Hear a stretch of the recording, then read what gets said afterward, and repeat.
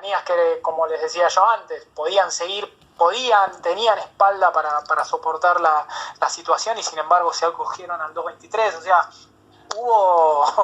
hubo desastres. Ahí recién alguien aparte desastres, digamos, con el 223 y sí, hicieron desastres. Y ahí para mí... Sí, perdón, Gastón. No, digo, se dio una situación muy particular y es que los sindicatos y las diferentes actividades salieron a firmar acuerdo 223 y después, a los 15 o 20 días que comenzaron la firma de esos acuerdos, la CGT firmó un acuerdo, digamos, con el Ministerio de Trabajo donde fijaba un piso, cuando ya los sindicatos habían empezado a firmar acuerdos individuales con cada cámara por debajo de ese piso, una cosa totalmente descoordinada.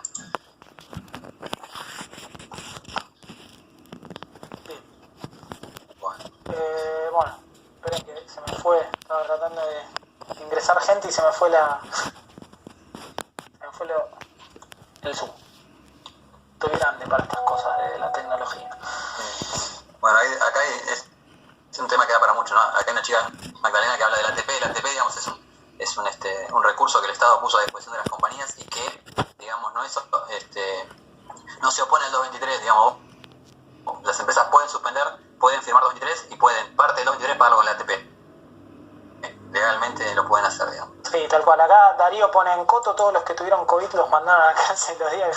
No, Coto es, perdón, discúlpenme si hay alguien de Coto, pero Coto hay que prenderlo fuego, los Cotos.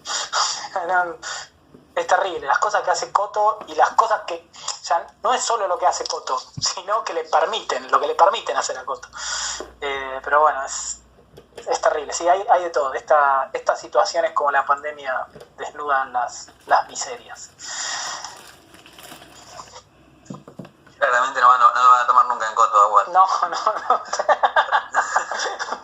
Yo creo que si me están grabando termino preso. Bueno, sigamos. ¿Quiénes definen las remuneraciones y quiénes regulan toda esta cuestión? Son 3 institutos y como lo vimos hasta acá son el Estado, las cámaras empresariales y las asociaciones sindicales, ¿sí? Y estos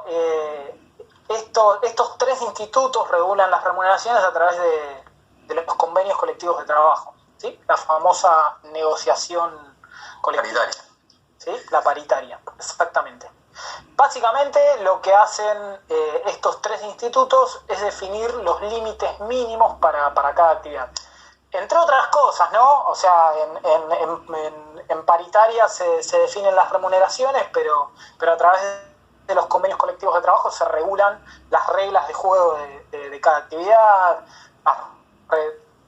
las reglas de trabajo, condiciones mínimas de seguridad, de higiene, etcétera, etcétera, etcétera. ¿Sí? Pero a nosotros lo que nos interesa acá es siempre hablando en materia de remuneración, ¿sí? Y acá, chicos, nunca pierdan de vista que, digamos, los convenios colectivos solo pueden mejorar la ley de contrato y los convenios de empresa solo pueden mejorar los convenios colectivos. Van fijando pisos y de ahí para arriba. Sí, esa aclaración que hizo Gastón es sumamente importante, ¿sí? Es así, en ese orden como lo establece Gastón. Hay muchas compañías que tienen convenio de empresa que bueno, desde hace algunos años que no viene pasando, pero en muchas épocas, de acuerdo al contexto político, jugaban un poco con eso del convenio de actividad y del convenio de empresa según lo que era más favorable. Acá Flavia dice, para la actividad privada, pero para el empleo público, el Estado, empleador, Estado, regulador, sindical. Sí, bueno, eso es... No, lo que se da en el Estado, digamos, hay una ley de negociación, digamos, colectiva específica, la van a ver en una de las materias, la última de relaciones laborales, creo que es una de las últimas. Hay una ley de negociación colectiva específica, diferente a la privada, y lo que se da en el Estado, claro, como está poniendo vos, digamos, Néstor, ahí hay toda una normativa, digamos, estatal específica, es que, por ejemplo, cualquier ente del Estado tiene sus sindicatos, como ATE, que van a concurren a la negociación colectiva, y el Estado, a su vez, el Ministerio de Economía es el que hace la veces de empleador, digamos, el que discute con los diferentes organismos estatales aunque los dos sean del Estado, es el Ministerio de Economía como empleador y los representantes sindicales de los organismos estatales, sea cual fuera la dependencia, ¿no? Exacto, sí. Como bien les aclara Néstor ahí, todo lo que tiene que ver con la actividad estatal no se rige por la ley de contrato de trabajo. Hay otra serie de actividades que tampoco están encuadradas en lo que es la 2744, como pueden ser los docentes, las fuerzas de seguridad, que no recuerdo cuál es el estatuto de ellos. Sí, las fuerzas de seguridad tienen regímenes especiales. Exactamente, los judiciales también tienen su régimen especial. La caja, ahí está, no me salía la palabra. Tienen su caja especial, sí. El trabajo agrario y... ¿qué más? Me estoy olvidando. Sí, personal doméstico, si no recuerdo mal. Creo que nada más, no recuerdo qué otra actividad. Sí, bueno, bien. Bueno, para cerrar esto y no aburrirlos más con esta cuestión bastante técnica, estos tres factores que veíamos al principio, que son críticos para la relación de trabajo, se van a garantizar mediante la aplicación de toda la normativa que vimos, la cual nosotros vamos a tener que tener esa gimnasia de incorporarla en nuestra política de remuneraciones. ¿Sí? Esta es nuestra Biblia. No podemos desconocer ni olvidar cualquiera de estos puntos que vimos en este ratito. ¿Sí? Aparte, chicos, hay algo fundamental en el ejercicio de la vida profesional en materia de este tipo de planes que nosotros podemos diseñar en materia de remuneraciones.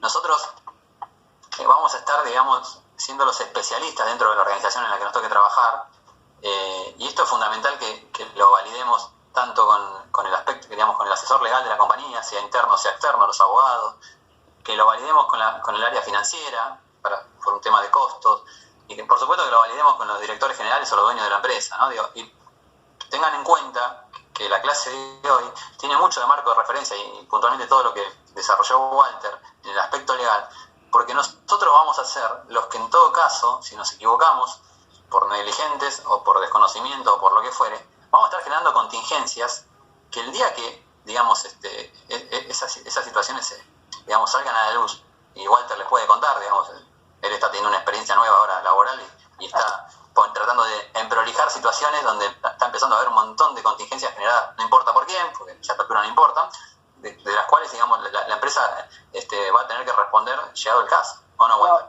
No, sí, además es increíble porque es una compañía con una presencia muy fuerte en el mercado, con más de 60 años de trayectoria, y no pensé que una compañía de esa envergadura me iba a encontrar con esto. Es increíble. Parece, nosotros cuando hablamos y discutimos estas cosas pensábamos que todo esto está resuelto, pero no, es increíble. No, aparte son cosas, digamos, son malas decisiones que una vez que se generan, son muy difíciles después de desarmar y generan asimetrías y contingencias muy, muy gravosas, digamos, para cualquier organización. Bueno, para cerrar, que nos quedan 3 minutos y ya lo dejo a Gastón, todo esto que vimos hasta acá, lo que nos dice es que la empresa retribuirá a sus empleados respetando las disposiciones legales y las normativas vigentes, ¿sí? Las cuales vamos a incorporar en esa política de remuneraciones que, como acá vemos en este gráfico hermoso que me salió divino, díganme que me quedó divino, en este gráfico hermoso que les armé ahí, nosotros después vamos a... Lo primero que vi fue el signo peso yo. ¿Viste? Sí.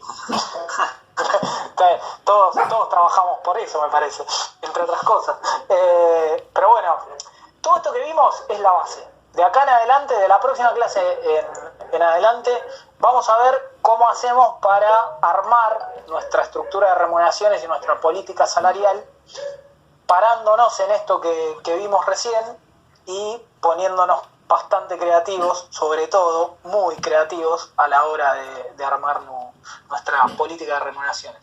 Sí, vos sos muy creativo.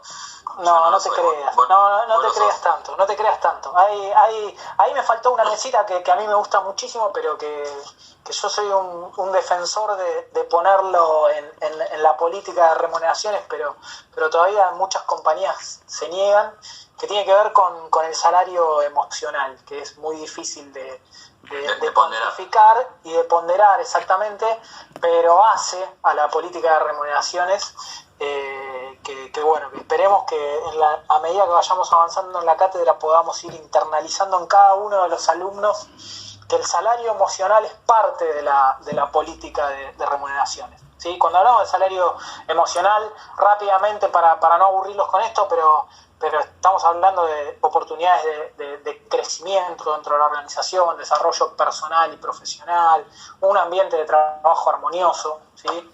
A quien no le gusta estar en un lugar agradable trabajando, ese balance que sobre todo las nuevas generaciones vienen exigiendo cada vez más, entre el balance entre vida personal y laboral, y sobre todo esto de valorar las ideas y los pensamientos, ¿sí? Hoy estamos viendo, lo que faltaba, hoy estábamos viendo que se están incorporando nuevas generaciones al mercado de trabajo que vienen exigiendo una mayor participación y democratización. Bueno, te corta, volvemos a entrar, ¿sí?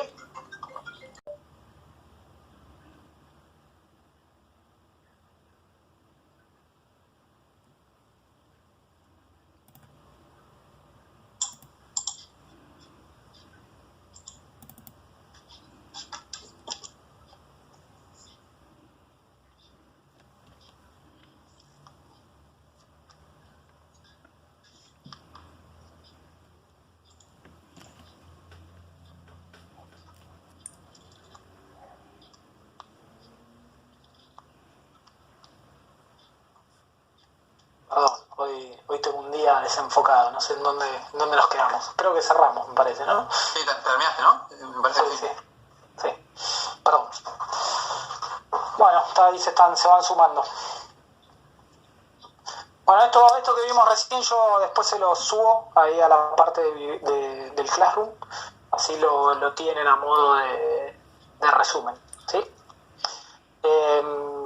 Tengan en cuenta que hay en esto que vimos no es toda la ley de contrato de trabajo, sino esos 40 artículos aproximadamente que hablan sobre la remuneración, y los primeros 7 artículos del convenio 95 de la OIT y demás son como los más importantes a la hora de ordenarnos en la parte de remuneración. Y aparte acá hay dos cuestiones que me parece importante mencionar. La primera es que como profesionales en el mundo laboral actual, cada vez más exigente, cada vez más competitivo, cada vez más demandante, para todas las disciplinas, digamos, y la nuestra no es la excepción, nosotros debemos ser profesionales completos, es decir, debemos poder interactuar con las diferentes áreas de la organización en las que nos toque trabajar, partiendo, por supuesto, del área de laborales o recursos humanos. Por lo tanto, este ejercicio que nosotros les proponemos en la materia nuestra, digamos, tiene un vínculo, en este caso con el derecho, con lo que Walter expuso. Ahora vamos a ver un poco de la parte de los aspectos económicos a tener en cuenta antes digamos, adentrarnos a partir de la clase próxima, sí, en el dictado ya más puntual de materia de remuneraciones. Y el otro punto que me gustaría dejarles claro y destacar es, en el marco de este tipo de cursada virtual y de este tipo de emergencia que nos toca vivir en todos los aspectos de la vida, a todos, laboral, personal, y bueno, la cuestión académica no es la excepción, nosotros aspiramos a que puedan producir conocimiento y puedan dar buenos exámenes, que en realidad son exámenes a libro abierto. Por lo tanto, nunca vamos a exigir un número de artículo ni que estudien de memoria, pero sí entendemos que están en una etapa de la carrera y con un recorrido ya realizado dentro de la universidad, donde vamos a pretender y aspiramos a que puedan relacionar, a que puedan producir buenos exámenes y a que puedan integrar diferentes disciplinas. Por eso les poniendo tanta garra y tanto énfasis en este caso Walter hizo todo un trabajo para el marco teórico jurídico, que entendemos que deberían poder relacionarlo de forma profesional y producir un buen examen cuando les toque, ¿no? No sé si comparten, Walter, Néstor, esto. Sí, totalmente de acuerdo. Sí, no, es como... Sí, perdón, Néstor. Sí, no, la idea es esa, de poner todo lo que está a nuestro alcance a disposición de todos los que estén cursando en esta situación especial, pero también esperamos una respuesta también acorde a la situación.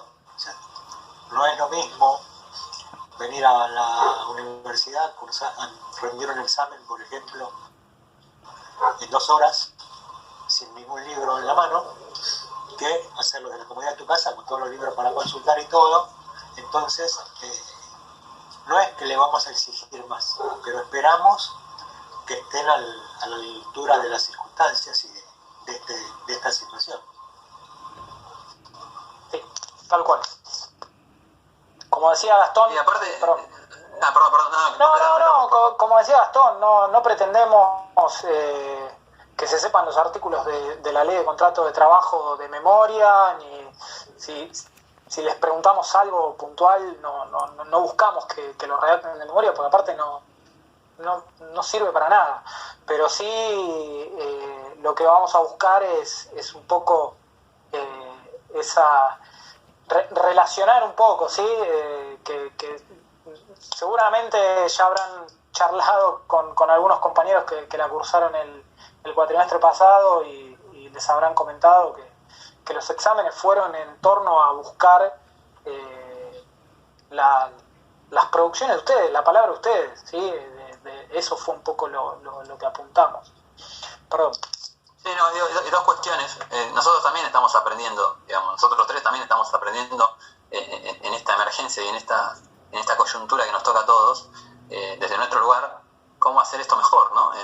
Claramente el cuatrimestre pasado fue, digamos, no sé si la palabra es improvisación, no nos gusta improvisar, pero claramente fue una emergencia. Hoy estamos pensando en algo más elaborado, ¿no? Y por otro lado, hoy pensaba en esto, yo digo, y no lo hablé con Walter ni con Néstor, me parece que es lo más parecido al ejercicio de la vida profesional. ¿Qué quiero decir con esto?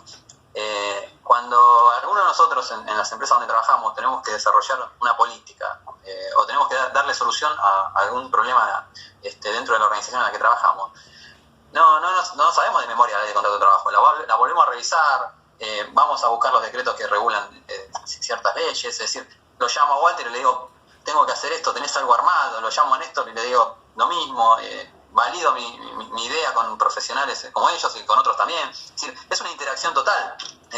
No es que yo me siento en el escritorio de mi empresa y digo, bueno, como yo sé la ley de contrato de trabajo o sé el PDF de remuneraciones, voy a hacer un plan de compensaciones de acuerdo a eso. No, es un conocimiento relacionado, validado, consultado y me parece que este tipo de cursada puede ser lo más parecido a eso, al momento de que ustedes tengan que dar un examen, ¿no? Digamos, a ver, no lo van a poder hacer en 2 horas todo esto que estoy contando. Lo que lo van a tener que ir haciendo durante el desarrollo del cuatrimestre. Todas estas consultas, todas estas interacciones, todo este material de lectura y demás. Me parece que más que nunca no es estudiar de memoria como para un examen tradicional presencial en la universidad. No, y además que en un par de años es tan dinámico, el mundo de las relaciones laborales, el mundo de recursos humanos es tan dinámico que si uno hace todo este trayecto de formación de manera mecánica, el día de mañana se estrella contra una pared. Yo creo que lo más importante es que ustedes puedan, es lo que salga de usted. Marco, hay una regla de juego, cuando uno juega al fútbol hay una cancha que marca donde se tiene que mover y es importante conocerlo, pero después es lo que hace cada uno adentro de la cancha. Por eso es que, como decían Gastón y Néstor, nosotros buscamos otra cosa, ¿sí? Y refuerzo nuevamente esto que ya lo dijimos 70 veces, pero el examen es a libro abierto, así que no vamos, o sea, esas preguntas que vengan copy-paste del libro no van a estar bien evaluada. Vamos a buscar otra cosa. Bueno, perdón. No sé si alguno tiene alguna duda, alguna pregunta, algo. ¿Alguna duda con el sistema solar? Les puedo explicar sobre el sistema solar también, ojo. Bueno, ¿vas presentando, Walter, Dale. la economía? No. Bueno, lo que vamos a ver ahora tiene que ver con la referencia y el aspecto, digamos, el aspecto de las cuestiones económicas que le dan marco a todo lo que tenga que ver con remuneración. Ahí. No sé si la ves, para que está ahí. Se me colgó. No.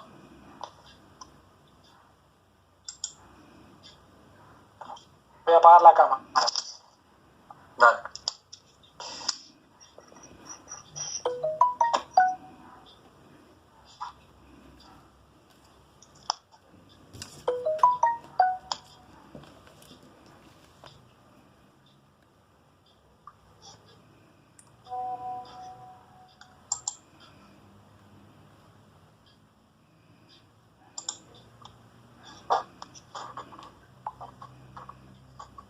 Bueno, aunque les parezca mentira, empezamos por la primera portada y a mí me resulta muy interesante cuando hablamos de marco, nuestra carrera, digamos, en la Universidad de Lomas, en la cual estudiamos los tres con Néstor y con Walter, está, y para mí no es menor el dato, está dentro de la Facultad de Ciencias Sociales, es decir, y el nombre de la carrera, la licenciatura en Relaciones Laborales, que es diferente a como, digamos, se la denominan en otras universidades, que se llama licenciado en Recursos Humanos, licenciado en Administración del Capital Humano, en la UBA se llama licenciado en Relaciones de Trabajo, digamos, cada nombre, para mi gusto, es una opinión muy personal, le da un enfoque y claramente, digamos, por ejemplo, en la UADE se llama licenciado en Relaciones Industriales, producto de que los departamentos de recursos humanos nacieron con la segunda revolución industrial, cuando se empezaron a departamentalizar las empresas. Y la UADE fue la primera universidad que tuvo en la Argentina, digamos, la carrera, y lo tiene dentro de la Facultad de Ciencias Económicas, lo cual también es un enfoque mucho menos humano, y con esto no es una crítica, es una descripción, pero me parece muy importante, más allá de que vamos a ver una materia dentro de la carrera en una universidad de sociales, que junto con estadística y economía, se me ocurre que son las materias más numéricas que van a ver en las 30 y pico de materias que van a tener que aprobar para recibirse, no dejar de tener presente que estudiamos en una universidad pública que está en el conurbano, en este caso Lomas de Zamora, y que está dentro de ciencias sociales, ¿no? Que me parece muy importante. Y en cuanto a la denominación de licenciatura en Relaciones Laborales, también me parece muy importante desde el punto de vista de las relaciones sociales de producción, ¿no? Yendo al aspecto más sociológico, para llegar después sí a el detalle de nuestra materia que tiene que ver con las remuneraciones, pero sin desvincular nunca que tratamos con seres humanos, que hay relaciones sociales, que hay, como decía Walter, el salario emocional como que es lo que se viene, y que desde ese aspecto nosotros debemos gestionar el trato con las personas y algo tan sensible a las personas como es la plata que cada uno gana, ¿no? Con todo lo que eso genera dentro de una organización. Ahora sí, Walter, más allá de la presentación, avancemos. Perdón, Gastón, ahora que volviste con lo del salario emocional... O complétalo. No, yo simplemente es una aclaración, porque muchas veces cuando hablamos de salario emocional, y nosotros que empujamos desde este lado por eso, que el salario emocional no reemplace al otro salario, O sea, no, totalmente. No, total, es complementario, totalmente. Es complementario, ¿sí? Pensémoslo desde ese lugar. Bueno, y lo que le quiero aclarar también es que, digamos, lo que traté de describir, digamos, de que hay universidades que denominan la carrera de otra manera y que la tienen encuadrada en otra facultad que no es sociales, como es económica generalmente, que no es una crítica, es descriptivo. Tratamos y conocemos profesionales de otras universidades y que han estudiado en universidades privadas y quizás con una visión más empresarial o más económica, y eso no para nada va en desmedro, digamos. El conocimiento es todo generoso y para incorporar, digamos. No, tiene que ver, y esto para acompañar lo que dice Gastón, tiene que ver con el enfoque que le da cada universidad. Nosotros por eso en la clase anterior hablábamos de que durante la carrera escuchábamos lo de recursos humanos como socio estratégico, y nosotros lo entendemos más como un rol social y no un socio estratégico del negocio. En otras universidades con otro enfoque como el que describía Gastón, sí lo ven quizás como un socio estratégico del negocio, porque realmente la carrera está orientada hacia el negocio, pero descuidando la parte humana. Perdón, Gastón, no te robo más. Sí, no, perfecto. Bueno, seguimos. Bueno, acá, digamos, lo que vamos a tratar de relacionar es el tema de la economía con el aspecto laboral, ¿no? Entonces, tenemos en materia de empleo algo que, digamos, naturalmente se va a determinar con un pago de salarios.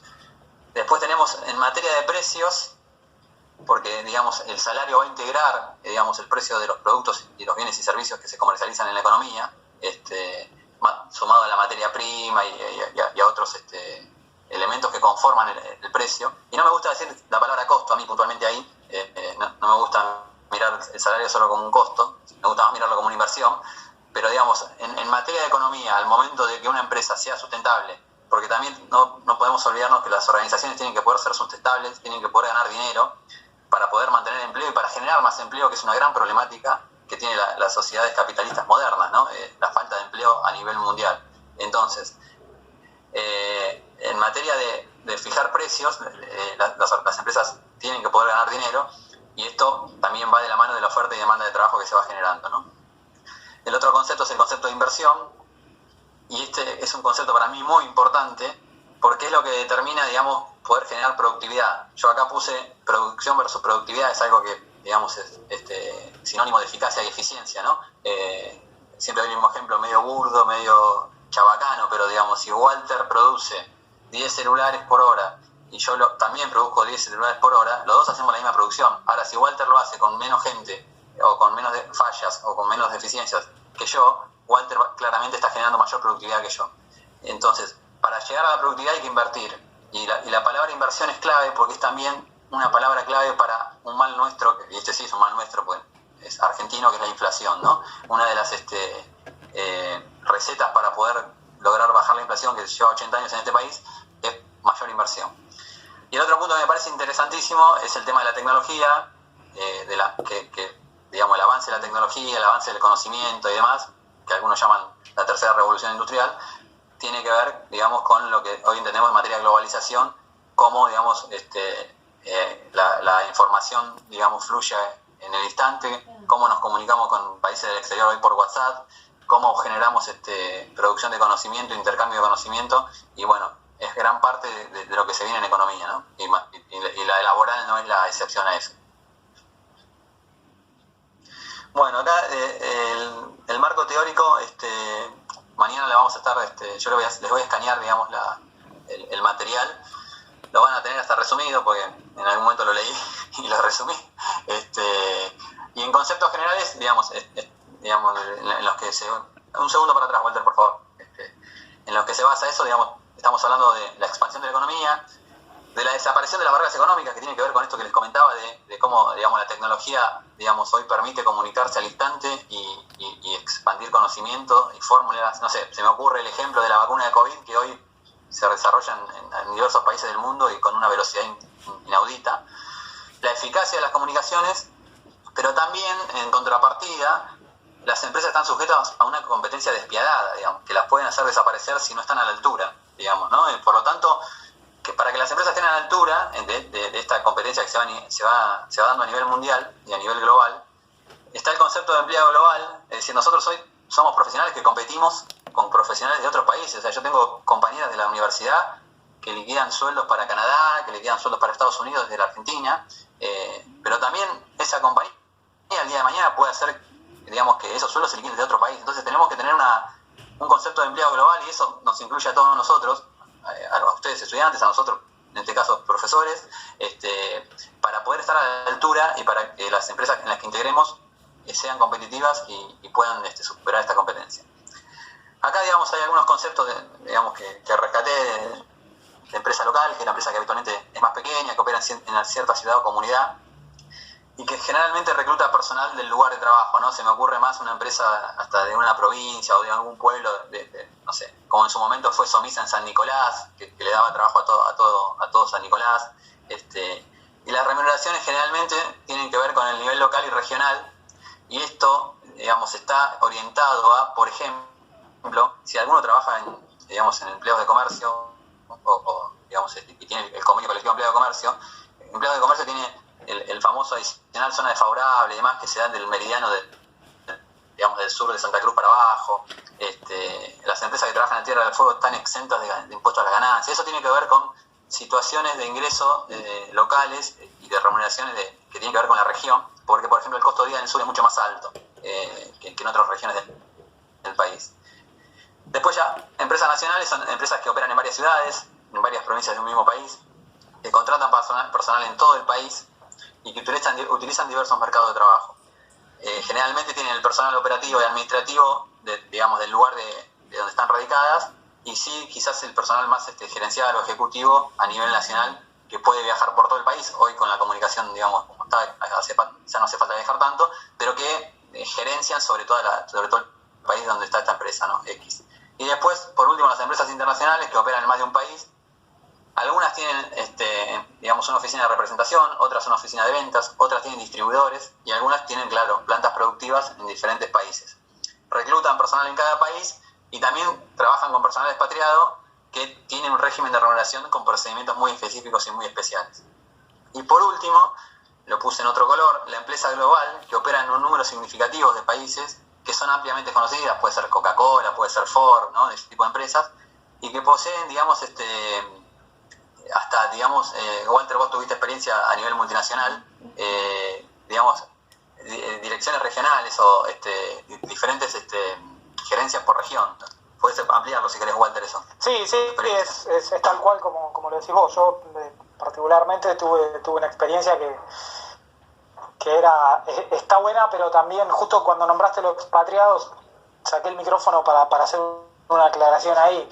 El expatriado es un mundo aparte, porque todo esto que estuvimos viendo en la primera parte de la clase, multiplicalo por cada uno de los países en los cuales te encontrás operando, o en cada una de las regiones en donde esa persona expatriada pone un pliegue. Es extremadamente complejo. A mí me ha tocado trabajar con expatriados y es complicadísimo. Complicado, es complejo, tenés que estar mirando varias regiones. Y es como decía Gastón, cada vez más con la globalización las compañías se van diluyendo las fronteras, y eso impacta en todo. A partir de la próxima clase, cuando empecemos a ver el armado de la estructura de remuneraciones, vamos a ver con un montón de cuestiones de cultura que parecen una pavada, pero en realidad tienen un impacto muy grande a la hora de darle un marco a todo esto. Con esto cortito, pero a mí en mi experiencia anterior me tocó trabajar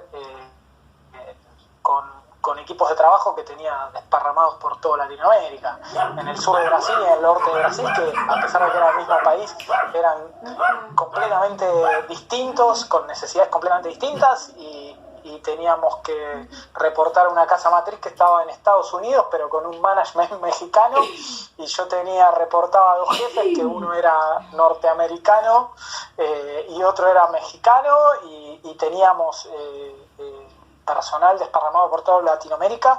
Entonces, cuando teníamos que sentarnos a armar todas estas cosas que nos convocan a nosotros en esta cursada, todo esto que cuenta Gastón, que parece bastante aburrido y demás, a la hora de volcarlo en un proyecto de trabajo, realmente te pega muchísimo en la cabeza. Perdón. Sí, en tu caso, digamos, vos tenías este asunto de un reporte regional, ¿no? Digamos, que poseen más de una casa matriz y demás, digamos, ya quizá no es la tradicional única casa matriz, digamos. No, tal cual, y además es algo que en el último tiempo se viene dando, es una tendencia que se viene dando en muchas compañías multinacionales, en donde ya tenés quizás un board, que es el que decide los negocios globales para toda la organización en el globo, en el mapa, y después ya se va segmentando por regiones. Eso es una tendencia que se viene dando sí. mucho. Seguimos.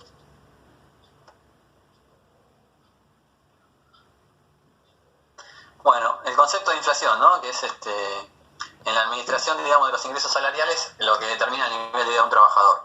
La inflación es el aumento general y sostenido de los precios del mercado. Básicamente, digamos, eso hace que requiramos una mayor cantidad de dinero para adquirir la misma cantidad de bienes que adquiríamos de un momento cero. Hay intervención del Estado, decisiones gubernamentales, hay decretos de incrementos planos para todas las actividades. El año pasado, por ejemplo, el gobierno había sacado una suma remunerativa de 4.000 pesos, que era plana para todas las actividades, es decir, no tenía que ver, digamos, con una actividad específica. Era para automotrices, para comercio, para camioneros y demás. Eso se hace cuando hay mucho nivel de inflación y se necesitan medidas urgentes y que no dan tiempo a la negociación colectiva y no dan tiempo a la interacción que sí se da entre sindicatos y cámaras empresariales, que siempre llevan el control de legalidad del Estado. ¿A qué llamamos control de legalidad? Les doy un ejemplo. Si hay una actividad, vamos a poner un ejemplo, una actividad que es muy rentable como la farmacéutica, que si el nivel de inflación es de un 30% y todas las actividades firman convenios, digamos, paritarias en torno a ese porcentaje, y resulta que hay una actividad que genera mucha más rentabilidad y en vez de un 30 firma un 50, difícilmente lo homologue el Ministerio de Trabajo eso, más allá de que las cámaras empresariales farmacéuticas, en el ejemplo que estoy dando, estarían de acuerdo con el pedido del sindicato, porque eso también puede hacer que se desvirtúe la economía en general y genere inflación. Entonces, este control de legalidad que hace el Ministerio de Trabajo va, digamos, articulado con el Ministerio de Economía. Después hay negociaciones y acuerdos a nivel empresa. Ahí hay una descentralización de la negociación colectiva en materia de remuneraciones. Hay empresas, a mí me tocó trabajar 5 años en Andriani, que tenía el convenio colectivo de camioneros, pero Andriani tenía 5.000 empleados, entonces tenía un convenio colectivo de empresa, que como les contaba mientras Walter presentaba el marco jurídico, el convenio colectivo mejora la ley de contrato y en este caso el convenio de empresa que tiene Andriani mejora el convenio colectivo de camioneros. Entonces se daba una descentralización de la negociación colectiva a nivel de empresa. Y después, digamos, dejar bien claro, y esto sí es, digamos, hay dos cuestiones que no me quiero ir para atrás, pero Walter habló del tema de beneficios, digamos, sociales en el artículo 103, que van a ser algo que queremos fijar y que puede ser pregunta de parcial o final. Y el otro concepto importantísimo es entender bien qué es el salario nominal y qué es el salario real. El salario nominal es enunciativo de lo que a mí me pagan, y el salario real es la cantidad de bienes que yo puedo adquirir con lo que se me abona. Es decir, si yo cobrara, vamos a poner un número redondo, 100.000 pesos, y la inflación es de un 40%, pero resulta que pasé a cobrar de 100.000, yo paso a cobrar 130.000, nominalmente tengo un aumento de 30.000 pesos, pero en la realidad adquiero menos bienes porque la inflación fue de un 40%, con lo cual yo debería tener 140.000 pesos para poder seguir comprando los mismos bienes. Entonces es muy importante tener claro el concepto de uno y otro, la diferencia. Perdón, Gastón, esto es... Sí, agrega lo que haga falta. Es importantísimo porque les debe pasar a ustedes y a los que están en el área de recursos humanos, que es la eterna acción de todos los años cuando nos vienen a patear el escritorio para discutir sobre los incrementos salariales que dimos o que se pretenden, ¿no? Siempre la eterna gira en torno a eso. Sí, aparte es muy importante cuándo se da ese incremento. Por ejemplo, a mí, yo trabajo en la actividad plástica y el año pasado, como firmaron la mayoría igual de las actividades, ¿no? Se firmó un aumento de un 30% en 2 tramos, pero el primer tramo se aplicaba en octubre, con los sueldos de vengado de octubre que se cobraban en noviembre. Entonces la inflación el año pasado llegó al 50%, y en el caso nuestro, que fue parecido a comercio y demás, tuvimos un 20 y pico %, pero lo tuvimos recién en octubre, con lo cual perdimos 10 meses. O sea, ahí es muy importante saber leer ese tipo de negociaciones, cómo se dan, cuándo se firman, en qué tramos y demás. Es decir, tuvimos un 30%, pero lo tuvimos a partir de noviembre, casi a final de año. Por lo tanto, las empresas y demás tuvieron 10 meses donde los salarios se licuaron, y encima no están dolarizados, por lo tanto, hicimos un informe en la empresa donde yo trabajo y la participación había bajado 8 puntos. En la torta general de gastos de la compañía, en un año había bajado 8 puntos la participación de los salarios.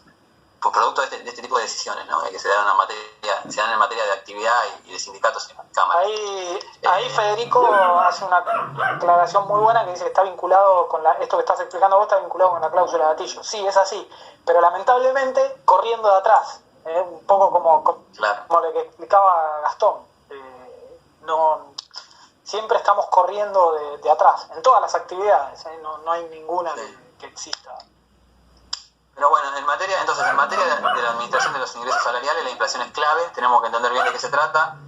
La consecuencia de eso es que necesitamos un mayor poder adquisitivo en materia de compensaciones para actualizar, digamos, porque generalmente a mí me gusta ser muy preciso en esto. Cuando dicen, me dieron un aumento se firmó un aumento de un 30%, dicen los diarios cuando se firman paritarias. Y digo, en realidad se firmó una actualización. Si la inflación fue un 40% y firmaron un 30 o un 35, ni siquiera llegamos a seguir ganando lo mismo. Digamos. El aumento fue del 30, no, yo digo la actualización. Aumento sería si la inflación fuese de un 40 y se firma un 50. Bueno, estamos teniendo un aumento en ese caso. Eso es muy importante que lo puedan leer y que lo puedan entender. Bueno, las fuentes son el INDEC y también a veces se utilizan fuentes privadas, sobre todo en un momento donde el INDEC estaba cuestionado, que por suerte hoy está trabajando seriamente. ¿Seguimos? Bueno, en materia de precios, digamos, son todos aquellos que determinan lo que puedo adquirir con los salarios, ¿no? Digamos, con el ingreso que hablábamos hoy, no ganancia sino el ingreso. O sea, la inflación determina el nivel de vida de los trabajadores y diferenciando bien esto que les decía, el salario real y el salario nominal. ¿Por qué impacta la inflación tanto? Digamos, hay muchos motivos, claramente digamos, no lo voy a explicar yo cuando no lo pueden resolver desde hace 80 años economistas muy formados en la Argentina, pero puntualmente hay un gasto excesivo en materia del Estado por emisión monetaria sin respaldo, es decir, emitir plata sin tener reservas en el Banco Central genera inflación. Hay un aumento de los costos de producción de los bienes. Cuando yo fabrico algo y eso está, digamos, a nivel, yo tengo que comprar materia prima a nivel internacional en una organización, y esa materia prima, naturalmente, cuando la importo me la cobran en dólares y la devaluación en la Argentina es materia, digamos, de todos los días, me van a aumentar los costos de producción de los bienes. Por lo tanto, ¿qué va a hacer el empresario? Lo va a trasladar a precios. Lo mismo que las paritarias, digamos. Walter y Néstor también tienen mucha experiencia en esto. Digamos, se firma la paritaria y automáticamente la compañía que está trabajando te dicen cuánto firmó la paritaria, te llaman al área de recursos humanos y después llaman al gerente de ventas y trasladan a precio y lo terminamos pagando todos eso. Después también se da por un tema de déficit fiscal, que es un poco lo que genera, digamos, la emisión monetaria sin respaldo, es decir, el Estado recauda menos de lo que gasta. Y por el déficit comercial, cuando la balanza de pagos hace que en un país como el nuestro, donde estamos muy acostumbrados a ahorrar en dólares o a comprar dólares para cubrirnos de la inflación, salgan más dólares de los que ingresan, digamos, porque no exportamos lo suficiente para generar esos dólares. Y también se puede dar la inflación cuando hay una mayor demanda de bienes y servicios. Es decir, a veces en momentos de crecimiento de la economía, la gente tiene un peso más en el bolsillo, y si vamos todos a comprar autos, naturalmente el precio de los autos va a subir. Si vamos todos de vacaciones, los alquileres en la costa van a subir. Cuando hay mayor demanda, si no hay oferentes en la misma, digamos, simetría, puede generar inflación. Por eso es importante la inversión, digamos, ¿no? Para que haya más oferta de bienes y la inflación no sea un problema como lo es. Sí, esperá que está lenta como... No, perdón, no quería saber está lenta como el que la maneja, así que dale. Bueno, el índice de costo de vida en materia de inflación, digamos, determina la canasta básica, ¿no? Y acá hay un concepto de asalariado, que eso no determina cuánto cobra, sino cuántos bienes y servicios puedo adquirir con mi salario. Generalmente la gente de ingreso bajo la que más sufre, digamos, y la inflación, digamos, porque está basada, digamos, la canasta de vida en la canasta básica, en los artículos de primera necesidad, y la gente de ingreso más alto gasta su primera parte del sueldo en artículos de primera necesidad y después tiene artículos que no son esenciales. Pero lamentablemente el índice de precios minoristas está basado y los aumentos se dan en materia de alimentación, aunque es increíble porque es un país que produce alimentos, pero bueno, acá hay un problema, somos un país de 5.000 kilómetros y tenemos no tenemos, por ejemplo, los trenes desarrollados y el costo logístico es altísimo. En materia de transporte, en materia de cuestiones básicas, vivienda, y cuando hablo de vivienda hablo de alquiler, porque los alquileres, digamos, hay mucha gente que es imposible comprar su primera vivienda, en materia de vestimenta, en materia de salud. Entonces, todo eso, cuando se hace el análisis de inflación y se hace el análisis del índice de precios, está basado en esos artículos de primera necesidad, y es lo que refleja que la gente que menos ingresos tiene, que los utiliza para cuestiones básicas, la que más sufre el deterioro del poder adquisitivo de los ingresos.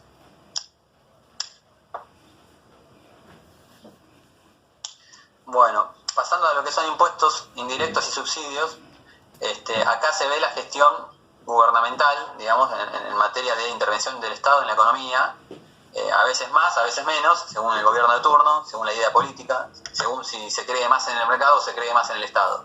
Digamos, ¿cómo puede influir el Estado en los precios de bienes y servicios? Grabando con impuestos. Claramente, digamos, cuando hay más impuestos, los precios tienden a subir. También está hecho eso en idea de poder recaudar y redistribuir, ¿no? Pensando bien.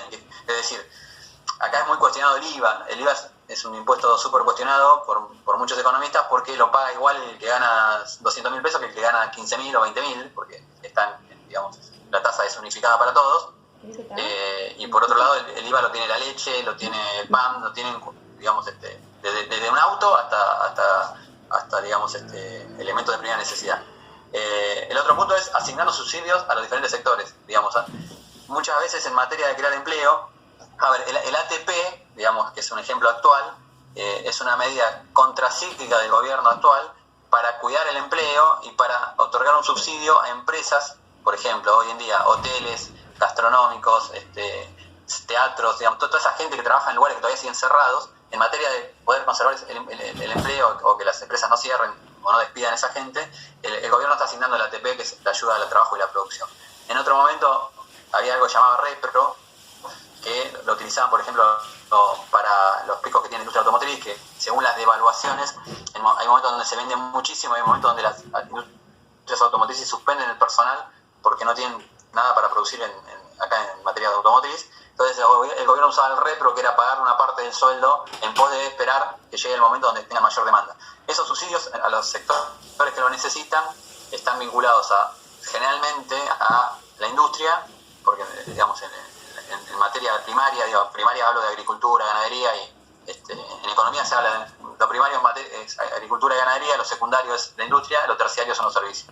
En materia de industria nosotros no somos competitivos a nivel mundial y muchas veces necesitamos de los subsidios para poder sostenernos.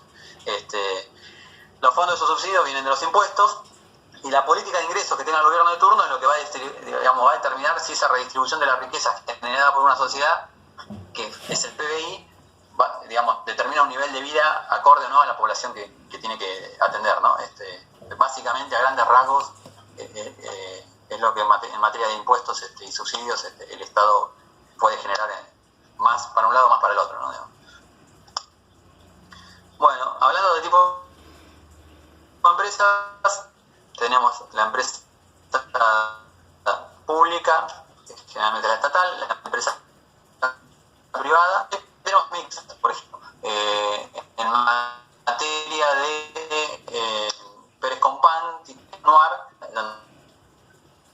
donde está el Estado, que también el Estado, Compán como Techín, que son grandes, en materia de acero y aluminio y demás, hicieron en el año 40, 50 de política, digamos, el peronismo, ¿no? Con el famoso IAPI, que lo habrán estudiado en Historia 2, se intentó un intento de industrialización, pues en una segunda etapa, industria pesada, que fueron al concurso y que las toman los trabajadores y tratan de sacarlos adelante. Y después la más conocida es como la sociedad de responsabilidad limitada y las sociedades anónimas, que la integran socios y accionistas. Las sociedades anónimas tienen la posibilidad de cotizar en bolsa, lo que les genera la posibilidad de financiarse, y están dirigidas por un directorio. Perdón, nos queda menos de un minuto. Dale. Bueno, salimos si querés. Perdón. Sí. Una sola cosa. Acá hay una compañera que dice que había consultado algo, la verdad que no lo vi. No entendió el concepto de grabando con impuestos. A ver, digamos, el Estado tiene dos formas en lo que se llama, digamos, en materia de impuestos, digamos, el recaudatorio, es decir, yo Estado, en tema de actualidad, el impuesto a las grandes riquezas, ¿no? Que hablan que son 12.000 personas en el país. No recuerdo el monto exactamente, porque hay muchos millones y muchos ceros, pero hay una discusión que se va a dar en el Parlamento, donde por la pandemia, la urgencia y la coyuntura del COVID, el gobierno está proponiendo un impuesto a las grandes riquezas, un impuesto por única vez para atender la emergencia del COVID. Entonces, un Estado gestiona e interviene en la economía generando impuestos en afán recaudatorio. Se supone que para atender todo lo que un Estado tiene que atender, un Estado tiene que proveer salud, salud pública, digamos, hay gente que no tiene trabajo, no tiene obra social, por lo tanto tiene que tener un hospital donde atenderse, tiene que proveer educación pública para aquella gente que no puede acceder a una educación privada y no puede pagar un colegio para sus hijos, le tiene que dar una educación, tiene que digamos, dar una seguridad nacional e internacional, digamos, ¿no? Tenemos que tener las fronteras cuidadas, tenemos que salir a la calle y que no nos maten. Digamos, un Estado tiene un sinfín digamos, tiene que promover empleo, tiene que poder exportar. Bueno, para eso necesita recursos. ¿Cómo recauda un Estado? Con impuestos. ¿Cómo, digamos, atiende los sectores más postergados? Con subsidios. Es decir, esa es la política, digamos, por eso se llama política de ingresos, donde se redistribuye el dinero recaudado. Por ejemplo, en este ejemplo que vi hoy del ATP, donde hay empresas que están cerradas desde el 19 de marzo, como son los hoteles, como son, bueno, las compañías de aviación también, como son los restaurantes, y aunque hagan delivery, los teatros. Entonces, el Estado tiene que atender eso, y por lo tanto redistribuye con subsidios, pagando parte de los sueldos de esas empresas para que los empleados no se queden sin trabajo y en pos de mantener el empleo. Básicamente, a grandes rasgos, esto es lo que quise, digamos, escribir en la filmina en materia de recaudación de impuestos y en materia de redistribución del ingreso con subsidios. Lo que también dije es que muchas veces esos impuestos naturalmente son cuestionados, más allá de que digan a dónde va la plata o qué hacen con la plata o se la roban, que eso es, digamos, es materia opinable y más chabacano, no nos ocupa ahora. Sí, el IVA, daba el ejemplo del IVA. El IVA es un ejemplo que es un impuesto que es bastante cuestionado porque lo paga igual la persona que no tiene trabajo, la que gana 2 pesos con 50, que el tipo que gana 200.000 pesos. Entonces, acá hay una cuestión de impuestos que está muy cuestionada en la Argentina, que tiene que ver con que no son progresivos los impuestos. Es decir, que no deberíamos pagar en materia, digamos, de impuestos, los que más tienen deberían pagar más y los que no tienen deberían pagar menos. Los impuestos como el IVA, claramente es un impuesto regresivo y es de tarifa plana, porque, insisto, uno va a comprar leche y paga IVA, y va a comprarse un auto, digamos, de lujo y paga IVA. Y eso no pareciera ser muy justo. Pero bueno, no es mi materia y no me siento capacitado para digamos, poder dar una opinión, pero no opinar de algo tan macro y tan grande, ¿no? No sé si aclaré la duda de la compañera que preguntó. Sí, Walter, decía. No, el único impuesto progresivo que en algún momento tuvimos fue justamente el impuesto a las ganancias, que después lo terminaron destruyendo y lo desvirtuaron mal y terminó siendo un desastre, pero era el único que en sus orígenes funcionaba de esa manera. Bueno, hay algunas preguntas para la próxima.